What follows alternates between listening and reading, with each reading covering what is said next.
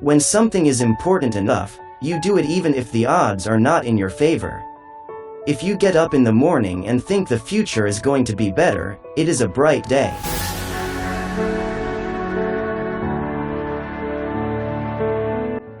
Otherwise, it's not. There have to be reasons that you get up in the morning and you want to live. Why do you want to live? What's the point? What inspires you? What do you love about the future? If the future does not include being out there among the stars and being a multi-planet species, I find that incredibly depressing.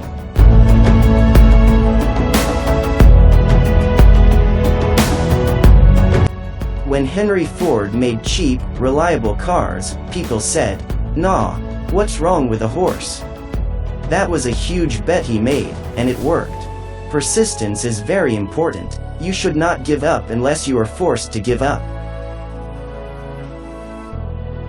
If you go back a few hundred years, what we take for granted today would seem like magic, being able to talk to people over long distances, to transmit images, flying, accessing vast amounts of data like an oracle. These are all things that would have been considered magic a few hundred years ago.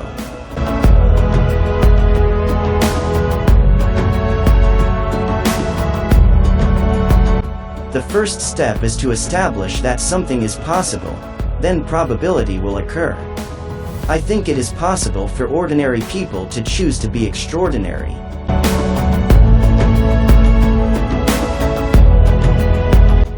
I could either watch it happen or be a part of it.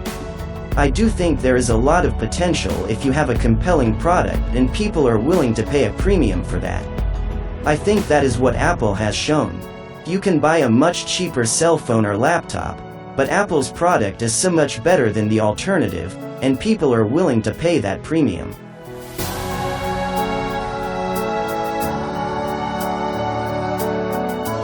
My biggest mistake is probably weighing too much on someone's talent and not someone's personality. I think it matters whether someone has a good heart. I think the best way to attract venture capital is to try and come up with a demonstration of whatever product or service it is, and ideally take that as far as you can. Just see if you can sell that to real customers and start generating some momentum. The further along you can get with that, the more likely you are to get funding.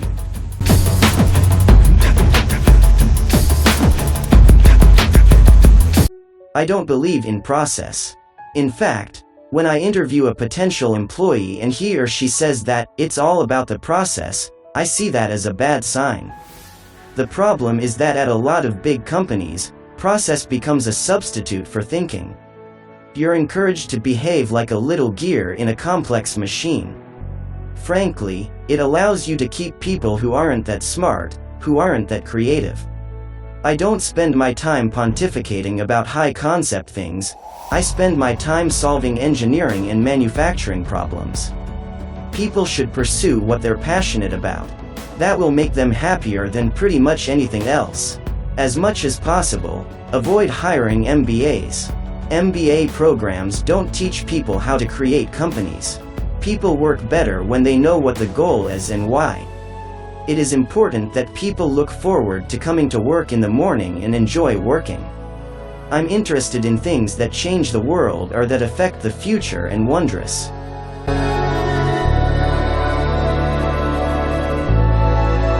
New technology where you see it, and you're like, wow, how did that even happen?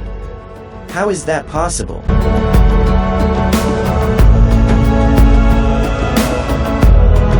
It's very important to like the people you work with. Otherwise life, and your job is gonna be quite miserable. Brand is just a perception, and perception will match reality over time. Sometimes it will be ahead, other times it will be behind. But brand is simply a collective impression some have about a product. There are really two things that have to occur in order for a new technology to be affordable to the mass market. One is you need economies of scale. The other is you need to iterate on the design. You need to go through a few versions.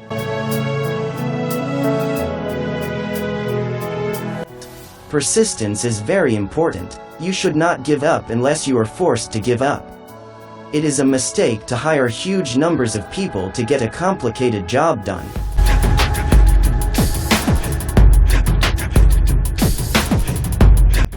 Numbers will never compensate for talent in getting the right answer.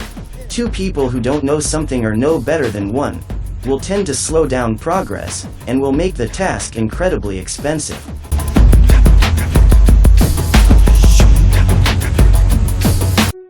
Work like hell. I mean, you just have to put in 80 to 100-hour weeks every week. This improves the odds of success. If other people are putting in 40-hour work weeks and you're putting in 100-hour work weeks, then even if you're doing the same thing, you know that you will achieve in 4 months what it takes them a year to achieve.